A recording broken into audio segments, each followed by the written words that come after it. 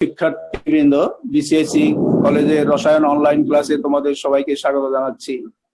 তোমরা সবাই কেমন আছো? আলহামদুলিল্লাহ স্যার, ভালো আছি। স্যার আপনি কেমন আছেন? হ্যাঁ, আছি ভালো। তো আজকে আমি তোমাদের আলোচনা করব মেটা নির্দেশক গ্রুপ নিয়ে আর অ্যালকেনের সাধারণ প্রস্তুত পদ্ধতি নিয়ে। তো শুরুতে মেটা নির্দেশক গ্রুপ। মেটা নির্দেশক গ্রুপ বা মেটা নির্দেশকমূলক কি? যে সকল গ্রুপ বেঞ্জিন বলয়ে প্রথম প্রতিস্থাপক হিসেবে যুক্ত থাকলে আগত নতুন গ্রুপটিকে বেঞ্জিন বলয়ের মেটা অবস্থানে প্রবেশ করার সুযোগ করে দেয়, তাদেরকে বলা হয় মেটা নির্দেশক গ্রুপ বা মেটা নির্দেশক মূলক। তো শুরুতে নাইট্রোমূলক মেটা নির্দেশক গ্রুপ কেন, এর ব্যাখ্যা কি? তোমরা বোর্ডে লক্ষ্য করো,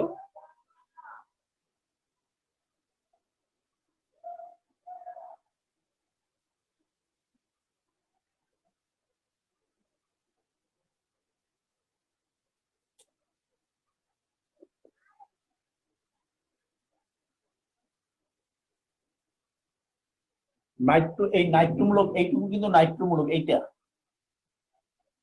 এটা থাকে এইভাবে। এখানে এই নাইট্রোজেনের চেয়ে অক্সিজেনের ইলেকট্রন নেগেটিভিটি বা তড়িৎ বেশি হওয়ার কারণে এই পাই ইলেকট্রনকে নিজের দিকে টেনে নেয়। তখন বেঞ্জিন বলয়ের পাই ইলেকট্রন নাইট্রোমূলকের দিকে ধাবিত হয়। এটিকে বলা হয় মাইনাস এম ফল, ঋণাত্মক মেসোমারিক ফল। তোমাদের ঋণাত্মক মেসোমারিক ফল আমি আগে পড়িয়েছি। ঋণাত্মক মেসোমারিক ফল কি কেউ বলতে পারো? মনে আছে?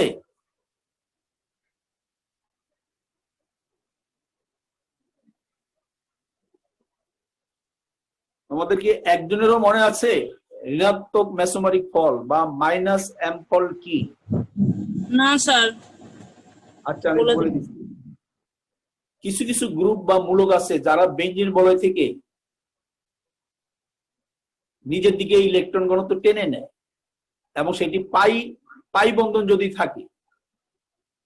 যেমন দেখো, এখানে কিন্তু পাই বন্ধন আছে, এই নাইট্রোজেন এবং অক্সিজেন পাই বন্ধন আছে। এই পাই বন্ধন যুক্ত যে নাইট্রো গ্রুপটা, এটা বেঞ্জিন বলয় থেকে ইলেকট্রন ঘনত্ব নিজের দিকে টেনে নেয়, পাই ইলেকট্রনকে নিজের দিকে টেনে নেয়। এই যে টেনে নেয়া যে ধর্মটা, এটি হচ্ছে ঋণাত্মক মেসোমারিক ফল বা মাইনাস এম ফল। আর যদি কেউ ঠেলে দেয়, যেমন নিঃসংযোজী ইলেকট্রন ঠেলে দেয়, গত ক্লাসে আমি অর্থকরণ নির্দেশক সম্পর্কে তোমাদের আলোচনা করেছিলাম। অর্থাৎ বিপরীত ঘটনা যদি ঘটে, বেঞ্জিন বলয়ের দিকে যদি কোনো পরমাণুর নিঃসংযোজী ইলেকট্রন ঠেলে দেয়, সেই ধর্মটা হচ্ছে ধনাত্মক মেসোমারিক ফল বা প্লাস এম ফল। আর বেঞ্জিন বলয় থেকে যদি কোন পরমাণু বা মূলক যদি পাই ইলেকট্রনকে নিজের দিকে টেনে নেয়, তখন এই ধর্মটা হচ্ছে ঋণাত্মক মেসোমারিক ফল বা সংক্ষেপে মাইনাস এম ফল। তাহলে আমরা বলতে পারি নাইট্রোমূলক ঋণাত্মক মেসোমারিক ফলের ধর্মের কারণে বেঞ্জিন বলয় থেকে পাই ইলেকট্রন নিজের দিকে টেনে নেয়। এখন টেনে নেওয়ার ফলে কি হয় সেটাই তোমাদের একটু লক্ষ্য করতে হবে। এখানে অক্সিজেন যদি এই পাই ইলেকট্রন নিয়ে যায়, তখন নাইট্রোজেন ইলেকট্রন ঘাটতি হয়। এই ঘাটতিটাকে পোষানোর জন্য এই বেঞ্জিন বলয়ের এই পাই ইলেকট্রন এদিকে ধাবিত হয়, নাইট্রোজেনের দিকে ধাবিত হয়। ধাবিত হলে কি হবে? এখানে দ্বিবন্ধন সৃষ্টি হবে, এরকম অবস্থা সৃষ্টি হবে। আর এই পাই ইলেকট্রন যখন এদিকে চলে যায়, তখন এই কার্বনের উপরে একটা ইলেকট্রন ঘাটতি হয়, তখন এর মধ্যে প্লাস চার্জ বিরাজ করবে। আর এই পাই ইলেকট্রন যেরকম আছে সেরকম থাকবে। মূলত এই একটা ধাপ যদি বুঝো, বাকি ধাপগুলো তোমরা বুঝতে পারবা। এখন এখানে যখন প্লাস চার্জ হইলো, অর্থাৎ কার্বনের উপরে যখন ধনাত্মক চার্জ হইলো, কার্বনের যখন ইলেকট্রন ঘাটতি হয়, সেই ঘাটতিটাকে পোষানোর জন্য এই কার্বন কিন্তু এই পাই ইলেকট্রনকে নিজের দিকে আকর্ষণ করবে। ফলে এই পাই ইলেকট্রন এদিকে যেয়ে এইদিকে একটা পাই বন্ধন গঠন করবে। তখন এই কার্বনের ইলেকট্রন ঘাটতি হবে একটা, যার কারণে এর উপর একটা প্লাস চার্জ সৃষ্টি হবে। কিভাবে হয় সেটা দেখো।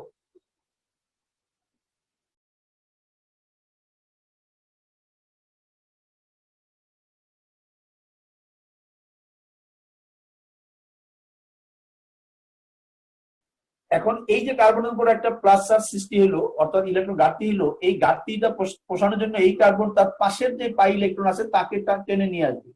নিয়ে আসলে এখানে একটা পাই বন্ধন সৃষ্টি হবে, এই কার্বনের মধ্যে একটা ইলেকট্রন ঘাটতি হবে, ফলে এর উপরে একটা ধনাত্মক চার্জ বিরাজ করবে। সেটা কিভাবে হয় সেটা দেখো।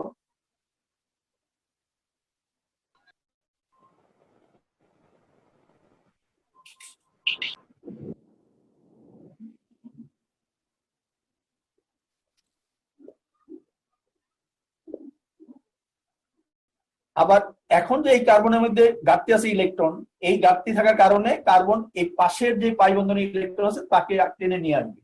আনলে কি হয়,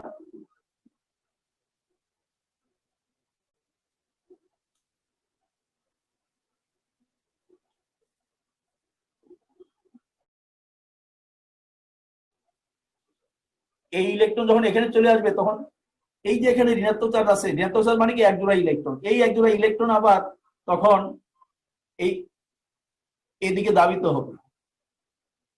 দাবিত হলে কি হয়,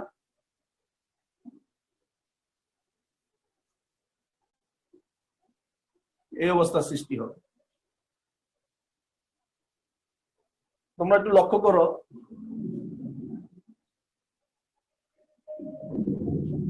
এই নাইট্রোমূলক বেঞ্জিন বলয় থাকার কারণে ঋণাত্মক মেসোমারিক ফলের মাধ্যমে কি হচ্ছে, বেঞ্জিন বলয় থেকে পাই ইলেকট্রনকে টেনে নিচ্ছে। টেনে নেওয়ার ফলে কি দাঁড়াচ্ছে, আমি গত ক্লাসে বলছিলাম যে এই যে একটা মূলক, যে মূলকটা বেঞ্জিন বলয়ের সাথে যুক্ত থাকে তার সাপেক্ষে কাছের যেই পজিশন, যেমন এই পজিশন এবং এই পজিশনটা এই মূলকের সাপেক্ষে কাছে, এই কাছের পজিশনকে বলা হয় অর্থ পজিশন, এর পরের পজিশনটাকে বলা হয় মেটা পজিশন, আর সবচেয়ে দূরের পজিশনটাকে বলা হয় প্যারা পজিশন।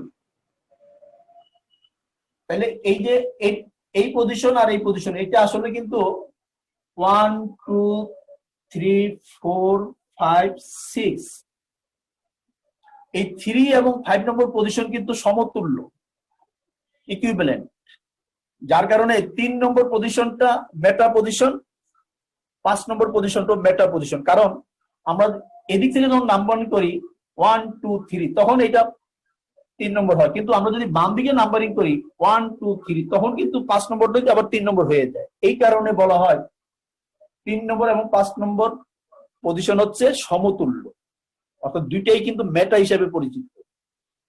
আমরা এখন লক্ষ্য করি যে নাইট্রোমূলক মেসোমারিক ফলের মাধ্যমে বেঞ্জিন বলয় থেকে ইলেকট্রন টেনে নেওয়ার ফলে এই যে পজিশনটা, এই পজিশনটা আমরা কি বলি, অর্থ পজিশন। আমি আগেই বলছি যে 2 এবং 6 নম্বর পজিশন, গত ক্লাসে বলছি 2 এবং 6 নম্বর পজিশন কিন্তু সমতুল্য, ইকুইভ্যালেন্ট। এই কারণে 2 এবং 6 নম্বর পজিশন দুইটাই কিন্তু অর্থ পজিশন। তাহলে আমরা কি দেখলাম, এই অর্থ পজিশনে ধনাত্মক চার্জ বিরাজ করছে, আবার এখানে এটা প্যারা পজিশন, প্যারা পজিশনে ধনাত্মক চার্জ বিরাজ করছে, আবার এখানে অর্থাৎ এইটা অর্থ পজিশনে ধনাত্মক চার্জ বিরাজ করছে। তাইলে আমরা বলতে পারি যে এই নাইট্রোমূলক বেঞ্জিন বলয়ে থাকার কারণে, এটা ঋণাত্মক মেসোমারিক ফল ধর্ম, তার মাধ্যমে বেঞ্জিন বলয়ের পাই ইলেকট্রনকে নিজের দিকে টেনে নেয়ার ফলে বেঞ্জিন বলয়ের অর্থ এবং প্যারা অবস্থানে ধনাত্মক চার্জ বিরাজ করে। এইটা কি তোমরা বুঝতে পারছো এইটুকু? আচ্ছা, এখন দেখো নাইট্রোমূলক বেঞ্জিন বলয় থাকলে তাহলে এই নাইট্রোবেঞ্জিনে, আমরা এটাকে বলি নাইট্রোবেঞ্জিন, নাইট্রোবেঞ্জিনে কিন্তু অনেকগুলো কাঠামো সৃষ্টি হয়, যেগুলোকে বলা হয় নাইট্রোবেঞ্জিনের রেজোন্যান্স কাঠামো বা অনুরণন কাঠামো। এই চিত্রটা কিসের চিত্র? চিত্রটার নাম হচ্ছে নাইট্রোবেঞ্জিনের রেজোন্যান্স কাঠামোর চিত্র অথবা নাইট্রোবেঞ্জিনের অনুরণন কাঠামোর চিত্র। এখন যেহেতু নাইট্রোবেঞ্জিনের অনেকগুলো কাঠামো তৈরি হয়, তাইলে আমাদের মনে প্রশ্ন জাগে যে তাহলে নাইট্রোবেঞ্জিনের আসল কাঠামো কোনটা?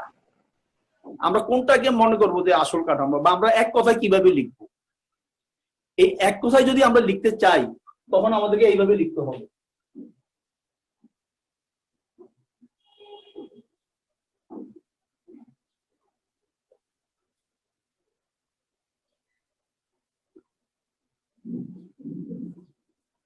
এটাকে বলা হয় নাইট্রোবেঞ্জিনের রেজোনেন্স হাইব্রিড বা অনুরণন সংকর। এই নাইট্রোবেনজিনটাকে কিন্তু আমরা দেখো এইভাবে কল্পনা করব। এইভাবে কেন কল্পনা করব? এই যে ধনাত্মক চার্জটা কখনো এখানে, কখনো এখানে, আবার কখনো এখানে। তাইলে এখন আমরা একটা ধনাত্মক চার্জ কিন্তু বিভিন্ন জায়গায় ঘুরছে, যার কারণে আমরা একত্রে এইভাবে কল্পনা করবো যে ধনাত্মক চার্জ, তাইলে এখানে কিছুটা ধনাত্মক চার্জ আছে, এখানে কিছুটা আছে, এখানে আছে, অর্থাৎ অর্থ এবং প্যারা অবস্থানে ধনাত্মক চার্জ বিরাজ করে। কখন বিরাজ করবে? নাইট্রোমূলক যদি বেঞ্জিন বলে থাকে। এটা শুধু নাইট্রোমূলক থাকলে তা না, যে কোনো মেটা নির্দিষ্ট মূলক যদি বেঞ্জিন বলের সাথে যুক্ত থাকে তাইলে তোমাকে ধরে নিতে হবে অর্থ এবং প্যারা অবস্থানে আংশিক ধনাত্মক চার্জ বিরাজ করে। আচ্ছা, এখন আংশিক ধনাত্মক চার্জ যদি বিরাজ করে, এখন একটা ইলেকট্রোফাইল যদি বেঞ্জিন বলে আক্রমণ করতে চায়, তোমরা একটু খেয়াল করো, এইটা একটা ইলেকট্রোফাইল আমি লিখলাম, এটা ইলেকট্রোফাইল। ইলেকট্রোফাইলে কিন্তু ধনাত্মক চার্জ থাকবে, যদিও প্রসময় ইলেকট্রোফাইলও আছে। আচ্ছা, এই ইলেকট্রোফাইলটার ইলেকট্রন ঘাটতি আছে, এটা বেঞ্জিন বলে আক্রমণ করবে। কেন আক্রমণ করবে? এটাই ইলেকট্রন গ্রহণ করার জন্য। ইলেকট্রন গ্রহণ করে সেখানে সমদ্বিক বন্ধন তৈরি করবে, তৈরি করে ওখানে প্রতিস্থাপিত হবে। এইটা যদি বেঞ্জিন বলে আক্রমণ করতে চায়, কোথায় আক্রমণ করতে পারে?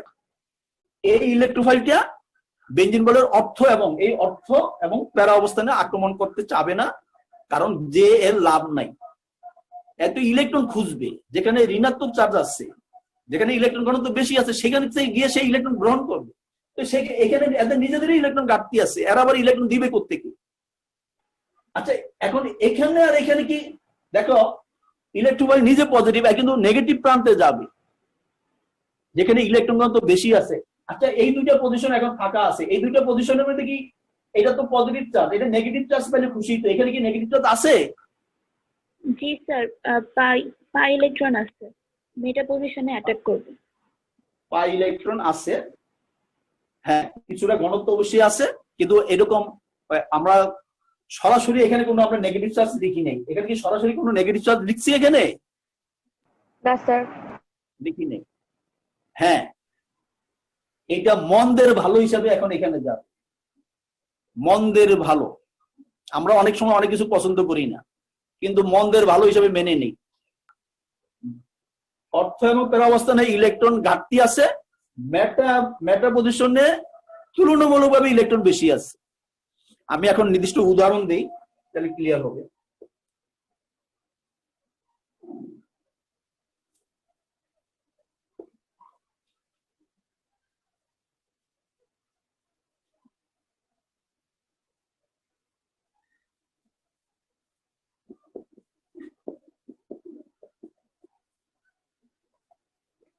দেখো, এই নাইট্রোবেনজিনকে, এটার নাম কি নাইট্রোবেনজিন। নাইট্রোবেনজিনকে যখন আমরা নাইট্রেশন বিক্রিয়া করি, অর্থাৎ গাঢ় নাইট্রিস এবং গাঢ় সালফিউরিক মিশ্রণ সহ উত্তপ্ত করি, তখন 100 ডিগ্রি সেলসিয়াস তাপমাত্রায় তাপ দিলে এই মেটা ডাইনাইট্রোবেনজিন পাওয়া যায়। এটার নাম কি? মেটা ডাইনাইট্রোবেনজিন।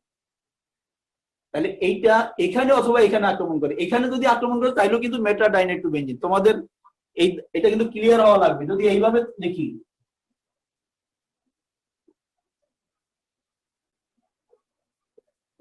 এইটা আর এটা কিন্তু একই, তোমাদের কিন্তু আপাতদৃষ্টি মনে হবে এইটা এটা মনে ভিন্ন। দেখো 1 2 3, আবার এইটা কাছে পাওয়ার জন্য 1 2 3, একই অবস্থা। এটাকে যদি আমরা ঘুরিয়ে দিই তাহলে কিন্তু এইটা হয়ে যায়। তাহলে এইটাও মেটা ডাইনাইট্রোবেনজিন, এইটাও কি মেটা ডাইনাইট্রোবেনজিন। বা আমরা অন্যভাবে বলতে পারি 1 3 ডাইনাইট্রোবেনজিন। 1 3 ডাইনাইট্রোবেনজিন আমরা সাধারণভাবে বলি মেটা ডাইনাইট্রোবেনজিন। তাইলে এখন আমরা এইখানে অথবা এখানে দিলাম নাইট্রোমূলকটা, আমরা কি এখানে দিয়েছি? এখানে দেই নাই। কেন দেই নাই? এই যে নাইট্রো মূলকটা যখন বেঞ্জিন বলে প্রবেশ করে, তখন কিন্তু এই নাইট্রোনিয়াম আয়ন, এইটা হলো ইলেকট্রোফাইল, এটা গিয়ে বেঞ্জিন বলে আক্রমণ করে। 2 নম্বর 6 নম্বর আর হলো 4 নম্বর পজিশনে নাইট্রোনিয়াম আয়নটা গিয়ে আক্রমণ করবে না, কারণ ওখানে আংশিক ধনাত্মক চার্জ বিরাজ করে। আমরা এটা এখানে দেখাই নাই, কিন্তু তোমাকে বুঝে নিতে হবে। এইটা এইটা হলো যে আজকের পড়া অত্যন্ত গুরুত্বপূর্ণ এই কারণে, কারণ বিক্রিয়া বোঝার জন্য গত ক্লাস আর আজকের ক্লাস বেনজিন বলয়ের বিক্রিয়া বোঝার জন্য অত্যন্ত গুরুত্বপূর্ণ। এখানে কেন এখানে দিলাম, কেন এখানে দিলাম না, কেন এখানে দিলাম না, এখানে দিলাম না, এটার জন্য আজকে পড়া অত্যন্ত গুরুত্বপূর্ণ। কারণ নাইট্রোবেনজিন তো ম্যাটার নির্দেশ, এটা তো বেনজিন বলে এখানে এখানে ইলেকট্রন ঘাটতি করে দেয়, ওটা যাবে কেন? এটা এটা নিজেরই তো ইলেকট্রন ঘাটতি। এই পর্যন্ত আমি যে পড়াইলাম, অর্থাৎ এখন প্রশ্ন কি পরীক্ষায়? পরীক্ষার প্রশ্ন হচ্ছে নাইট্রোমূলক মেটা নির্দেশক কেন, ব্যাখ্যা করো। তখন তোমরা এরকম রেজোনেন্স কাঠামো দিয়ে ব্যাখ্যা করবে, আর একটা উদাহরণ দিয়ে দিবে। এটা হলো বিক্রিয়া সহ উদাহরণ। আচ্ছা, এইখানে কি তোমাদের কারো কোনো প্রশ্ন আছে?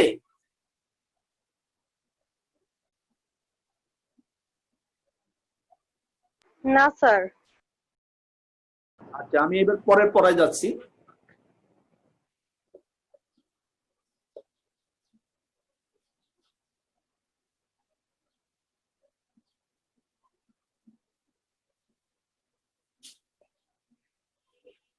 অ্যালডিহাইড মূলক মেটা নির্দেশক গ্রুপ কেন, তোমরা একটু লক্ষ্য করো।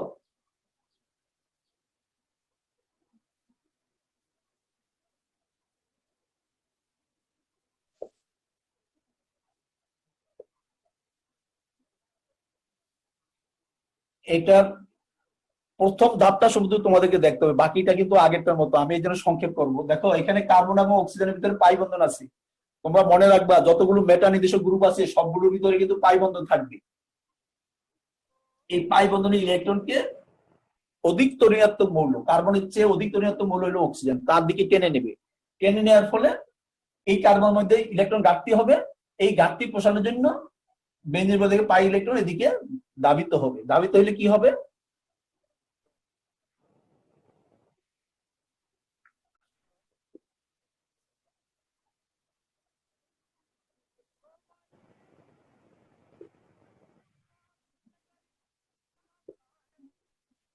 এখানে ইলেকট্রন, একটা ইলেকট্রন শর্ট পড়বে, এইখানে একটা প্লাস চার্জ। এই ঘাটতিটাকে পোষানোর জন্য এখানে ইলেকট্রনের দিকে দাবিত হবে। বাকি দাবগুলো নাইট্রোমূলকের মতো। আমি শেষেরটা লিখছি, শেষে গিয়ে কি দাঁড়াবে? অ্যালডিহাইড মূলক যদি বেঞ্জিন বলয়ে থাকে, তাহলে নাইট্রোমূলকের মতোই বেঞ্জিন বলয়ের অর্থ এবং প্যারা অবস্থানে আংশিক ধনাত্মক চার্জ বিরাজ করে, অর্থাৎ ইলেকট্রন ঘাটতি থাকে। ফলে আগমনকারী ইলেকট্রোফাইল তুলনামূলকভাবে বেশি ইলেকট্রন থাকা, অর্থাৎ মেটা অবস্থানে আক্রমণ করে ইলেকট্রোফিলিক প্রতিস্থাপন বিক্রিয়া সংঘটিত করবে। এই কারণে অ্যালডিহাইড মূলকটাকে আমরা বলবো মেটা নির্দেশক মূলক বা মেটা নির্দেশক গ্রুপ। আমরা এরপরে আরেকটা যাই, কার্বক্সিল মূলক।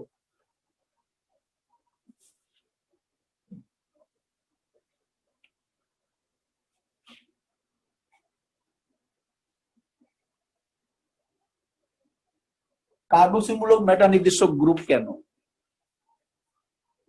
তোমরা বোর্ড লক্ষ্য করো।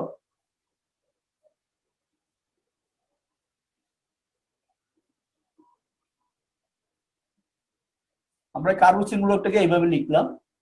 তো এখানে শুরুটা বুঝতে হবে, বাকি সব আগের মতো। এই পাই বন্ধন তোমরা মনে রাখবে যে পাই বন্ধন যেখানে আছে মূলকের মধ্যে, এই মূলকের পাই বন্ধনে ইলেকট্রন অধিক ঋণাত্মক মৌল অক্সিজেন কর্তৃক নিজের দিকে নিয়ে যাবে। ফলে এখানে ইলেকট্রন ঘাটতি হবে। ঘাটতিটাকে পোষানোর জন্য বেঞ্জিন বলে যে 3 জোড়া সঞ্চয়শীল পাই ইলেকট্রন আছে, তাদের থেকে 1 জোড়া এদিকে দাবিত হবে। দাবিত হলে আগের মতো এখানে একটা ইলেকট্রন ঘাটতি হবে, আর এখানে তখন দ্বিবন্ধন হয়ে যাবে। এখানে তখন নেগেটিভ চার্জ হবে, এখানে যা আছে তা থাকবে। এরপরের কাজটা আগের মতো, অর্থাৎ নাইট্রোমূলকে আমি যা দেখাইছি তোমরা সেইগুলো নিজেরা দেখাবে। আর এখন সবশেষে গিয়ে কি দাঁড়াবে?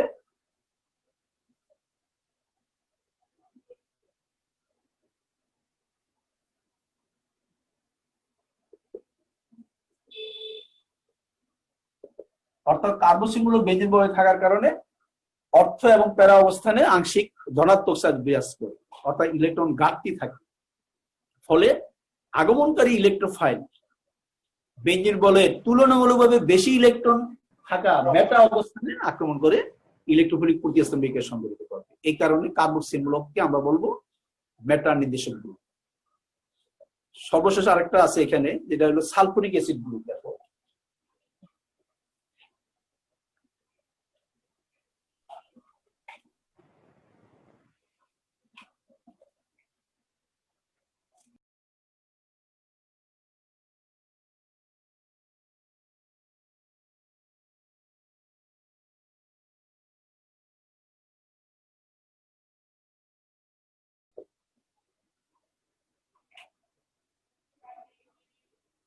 এটা কিন্তু সালফোনিক অ্যাসিড গ্রুপ SO3H, এখানে H আছে।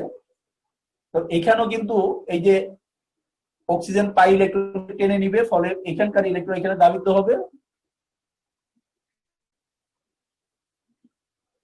এই ইলেকট্রন এখানে গেলে এখানে একটা ধনাত্মক চার্জ সৃষ্টি হবে, এই ইলেকট্রন আগের মতো থাকবে, এখানে দ্বিবন্ধন হয়ে যাবে, এখানে নেগেটিভ, এই ইলেকট্রন নিয়ে যাওয়ার কারণে এখানে একটা নেগেটিভ চার্জ বিরাজ করবে, আর এই অংশটা আগের মতো থাকবে। এর পরবর্তী ধাপগুলো আগের মতো আমি এই জন্য দেখাচ্ছি না। সবশেষে গিয়ে কি দাঁড়াবে,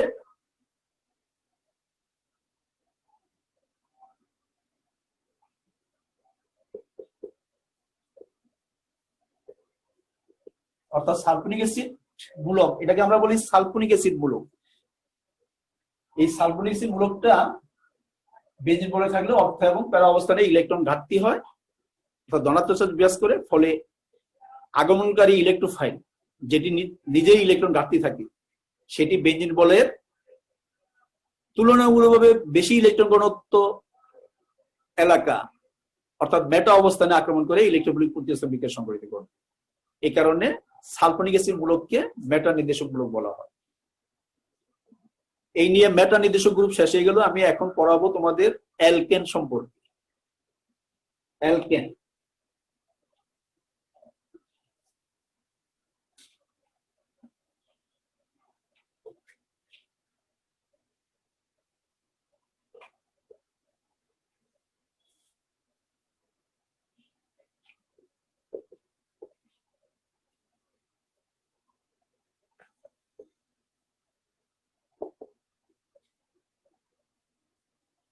অ্যালকেনকে প্যারাফিন বলা হয় কেন, এটা এসএসসি পড়া।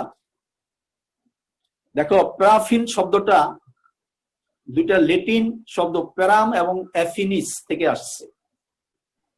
তোমরা লক্ষ্য করো, ল্যাটিন প্যারাম, PARUM, ল্যাটিন প্রাম, এটা ইংলিশে হচ্ছে লিটল, LITTLE, লিটল, মানে বাংলায় হচ্ছে স্বল্প।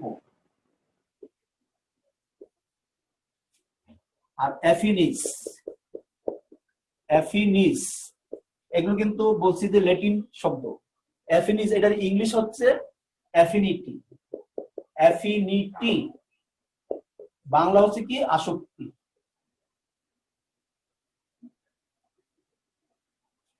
তাইলে কি দাঁড়ালো, যে প্যারাম এবং অ্যাফিনিস এই দুইটা অর্থ দাঁড়াচ্ছে স্বল্প আসক্তি। এবং এই প্যারাম এবং অ্যাফিনিস থেকে কিন্তু ইংরেজি যে শব্দটা প্যারাফিন, এই শব্দটা উৎপত্তি। তাইলে আমরা বলতে পারি যে অ্যালকেনগুলোর স্বল্প আসক্তিযুক্ত যৌগ হওয়ার কারণে এদেরকে প্যারাফিন নামকরণ করা হয়। এখন কেন স্বল্প আসক্তি সম্পন্ন যৌগ?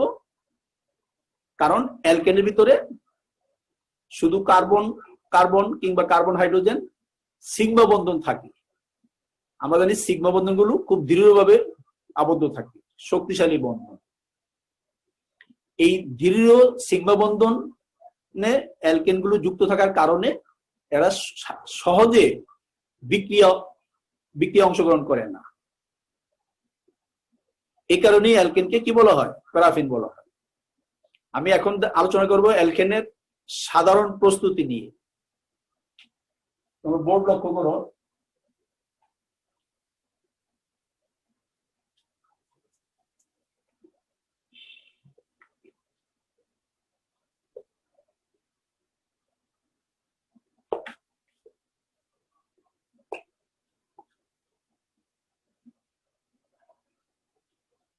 অ্যালকেনের কয়েকটা সাধারণ প্রস্তুত আছে, আমি আলোচনা করছি।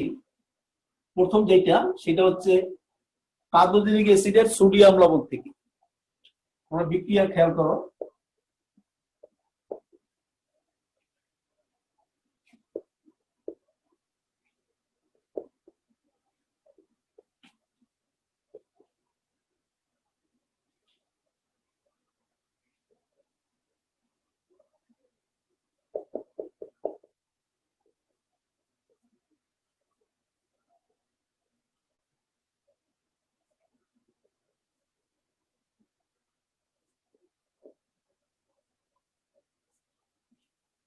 এটা হলো কার্বোক্সিলিক অ্যাসিডের সোডিয়াম লবণ। সেটাকে এই যে মিশ্রণটা, এই মিশ্রণটাকে বলা হয় সোডা লাইম। সোডা লাইম অর্থাৎ সমাণবিক বা সমমোলার সোডিয়াম হাইড্রোক্সাইড এবং ক্যালসিয়াম অক্সাইডের মিশ্রণকে বলা হয় সোডা লাইম। সোডা লাইম এক্ষেত্রে সোডা লাইমের ক্যালসিয়াম অক্সাইড কিন্তু বিক্রিয়া অংশগ্রহণ করে না, সোডিয়াম হাইড্রোক্সাইডটা বিক্রিয়া অংশগ্রহণ করে। ক্যালসিয়াম অক্সাইডটা কেন দেওয়া হয়? কারণ সোডিয়াম হাইড্রোক্সাইড হচ্ছে তীব্র ক্ষার, এটি যাতে কাচের ক্ষতি না করে। কারণ আমরা ল্যাবরেটরিতে কাচের যন্ত্রপাতি ব্যবহার করি, কাচকে ক্ষয় রোধ করার জন্য, কাচের ক্ষয় রোধ করার জন্য এই সোডিয়াম হাইড্রোক্সাইড ক্যালসিয়াম অক্সাইডের মিশ্রণ ব্যবহার করা হয়। তোমাদের সবার সুস্বাস্থ্য কামনা করে অনলাইন ক্লাস এখানেই শেষ করছি। সবাইকে ধন্যবাদ। এখন এখানে যদি আর এর পরিবর্তে যদি CH3 থাকে তাহলে কি দাঁড়াবে? আমি একটু সংক্ষেপ করতে চাচ্ছি কারণ সময় শেষ পর্যায়ে। একটা বিক্রিয়া বুঝলে এটা হলো উদাহরণ। তোমরা সবসময় মনে রাখবে যে সাধারণ সমীকরণটা শিখবে, কারণ সাধারণ সমীকরণটা হলো A+B হোল স্কয়ার ম্যাথমেটিক্স এর। ওই সাধারণ সূত্র যদি জানো তুমি এরকম শত শত বিক্রিয়া লিখতে পারবে। আমি এই জন্য এটা হলো সাধারণ বিক্রিয়া, এটা হলো উদাহরণ। তাইলে এখানে এই CH3 এর সাথে এই H টা আসবে, এখানে H টা ঢুকবে, তাইলে CH4 হয়ে যাবে, আর বাকিটা একই রকম হবে।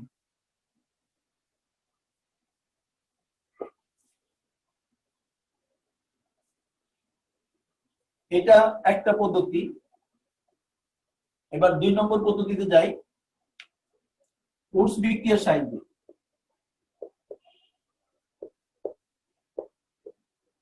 উডস বিক্রিয়ার সাহায্যে সেটা কি রকম দেখো।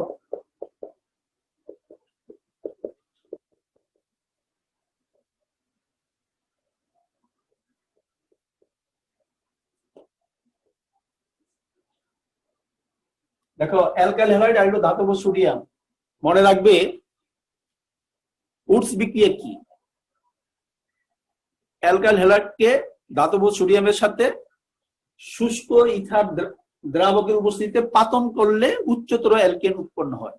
এই বিক্রিয়াকে আবিষ্কারকের নাম অনুসারে উডস বিক্রিয়া বলা হয়। আমি আবার বলছি, অ্যালকাইল হ্যালাইডকে ধাতব সোডিয়ামের সাথে শুষ্ক ইথারীয় দ্রাবকের উপস্থিতিতে পাতন করলে উচ্চতর অ্যালকেন উৎপন্ন হয়। এই বিক্রিয়াকে আবিষ্কারকের নাম অনুসারে উডস বিক্রিয়া বলা হয়।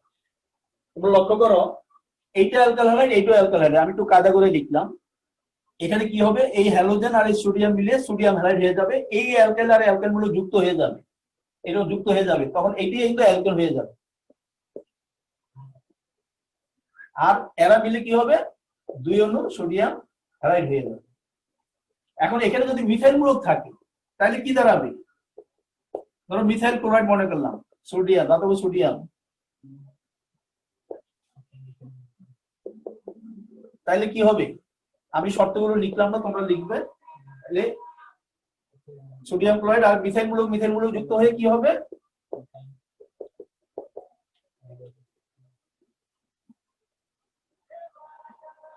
ইথেন হয়ে যাবে আর সোডিয়াম ক্লোরাইড হবে। ঠিক আছে, এবার 3 নম্বর পদ্ধতিতে যাচ্ছি।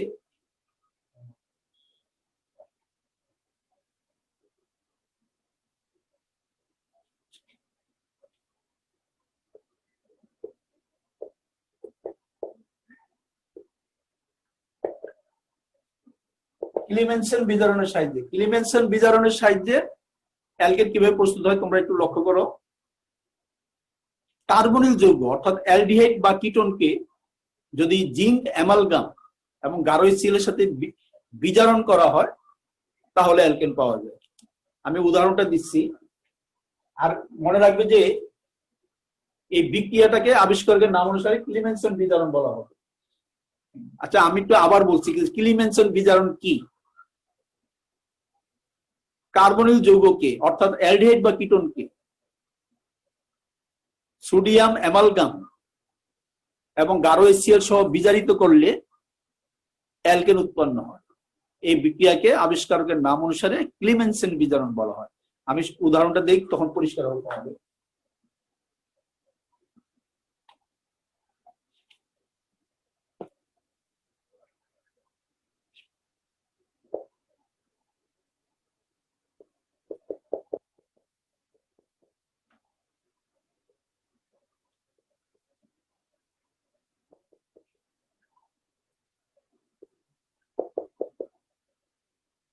দেখো, এই যে জিঙ্ক অ্যামালগাম মানে কি? পারদ। এই জিঙ্ক অ্যামালগাম আর গাঢ় HCl বিক্রিয়া করলে এরা নিজেরা বিক্রিয়া করে জার্মান হাইড্রোজেন তৈরি করবে। এই জার্মান হাইড্রোজেনটা এটার সাথে যুক্ত হবে। কোন পদার্থের সাথে হাইড্রোজেন যুক্ত হলে আমরা বলি বিজারণ। অর্থাৎ এই জার্মান হাইড্রোজেন যুক্ত হওয়ার কারণে এটাকে বিজারণ বিক্রিয়া বলা হচ্ছে। কিভাবে হয় দেখো, এই যে সিও, এই আমরা সিও মূলকটাকে বলি কার্বনিল মূলক। এটা অ্যালডিহাইডও থাকে, কিটোনও থাকে। এই কার্বনিল মূলকটা সিওটা তোমরা মনে রাখবে, এই বিক্রিয়ায় সিওটা CH2 মূলকে পরিণত হয়, মিথিলিন মূলকে পরিণত হয়, ফলে অ্যালকেন হয়। লক্ষ্য করো, এখান থেকে দুইটা হাইড্রোজেন এর সাথে যুক্ত হবে আর অক্সিজেনটা অপসারিত হয়ে যাবে। তাহলে কি হবে? এই অক্সিজেন আর দুইটা হাইড্রোজেন মিলে এখন পানি হবে। এইটাই কিন্তু অ্যালকেন। এইটাকে আমরা সংক্ষেপে RCH3 নিই। এখন এখানে যদি তোমরা লক্ষ্য করো, এখানে যদি R থাকে, এটা হলো কিটোন। তো কিটোন থাকলে এখানে R থাকবে, তখনও অ্যালকেন হবে। এখানে যদি মিথাইল মূলক থাকে, ধরো এখানে H আছে, এখানে মিথাইল মূলক আছে, তখন কি হবে? এখানে CH3 আর এখানে CH2H, অর্থাৎ তখন হবে ইথেন। তখন কি হবে? ইথেন হবে। অর্থাৎ সূত্রটা বুঝতে হবে তোমার। এই বিক্রিয়ার ক্ষেত্রে শুধু অ্যালডিহাইড বা কিটোনের সিওটা CH2 হয়ে যাবে, তখন প্রোডাক্টটার নাম কি হবে সেটা নিজেরাই বুঝতে পারবে।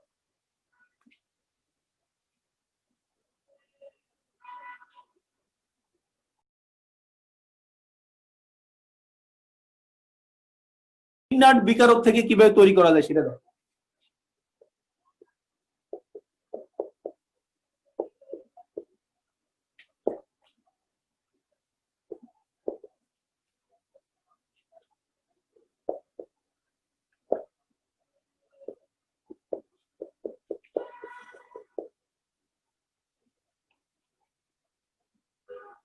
তোমরা লক্ষ্য করো, গ্রিগনার্ড বিকারক থেকে কিভাবে তৈরি করে। গ্রিগনার্ড বিকারক কি? অ্যালকাইল ম্যাগনেসিয়াম হ্যালাইডকে গ্রিগনার্ড বিকারক বলা হয়, যদিও অ্যারাইল ম্যাগনেসিয়াম হ্যালাইডকেও গ্রিগনার্ড বিকারক বলা হয়। খেয়াল করো, এখানে যদি অ্যালকাইল মূলক থাকে অ্যালকাইল ম্যাগনেসিয়াম হ্যালাইড, এখানে যদি বেঞ্জিন বলে থাকে তখন আমরা বলি অ্যারাইল ম্যাগনেসিয়াম হ্যালাইড। এই জন্য গ্রিগনার্ড বিকারকের সঠিক সংজ্ঞা হচ্ছে অ্যালকাইল ম্যাগনেসিয়াম হ্যালাইড অথবা অ্যারাইল ম্যাগনেসিয়াম হ্যালাইডকে গ্রিগনার্ড বিকারক বলা হয় আবিষ্কারকের নাম অনুসারে, বিজ্ঞানী গ্রিগনার্ড এর নাম অনুসারে। এই গ্রিগনার্ড বিকারক, তাহলে আমি এখানে একটা গ্রিগনার্ড বিকারক লিখলাম, পানির সাথে বিক্রিয়া অর্থাৎ আর্দ্র বিশ্লেষণ বিক্রিয়া। আর্দ্র বিশ্লেষণ বিক্রিয়ায় কি হয় তোমরা লক্ষ্য করো, এই বন্ধটা ভাঙবে, এই বন্ধটা ভাঙবে, এই এইচটা এখানে এসে যুক্ত হবে, তাহলে কি দাঁড়াবে? RH। RH মানে অ্যালকেন, আর এইটার মাঝখানে ওএইচটা এসে ঢুকবে, ঢুকলে কি হবে?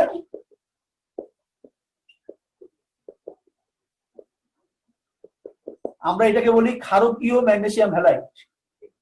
এই যে ম্যাগনেসিয়াম হাইড্রোক্সাইড হলে আমরা ক্ষারক বলি, আবার এর সাথে আবার হ্যালাইডও আছে, এই জন্য বলে ক্ষারকীয় ম্যাগনেসিয়াম হ্যালাইড। অর্থাৎ গ্রিগনার্ড বিকারককে পানির সাহায্যে আর্দ্র বিশ্লেষণ করলে অ্যালকেন এবং ক্ষারকীয় ম্যাগনেসিয়াম হ্যালাইড উৎপন্ন হয়।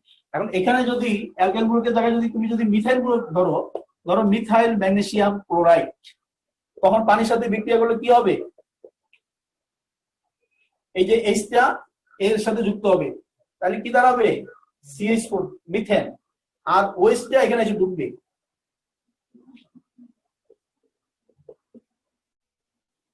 ক্ষারকীয় ম্যাগনেসিয়াম ক্লোরাইড।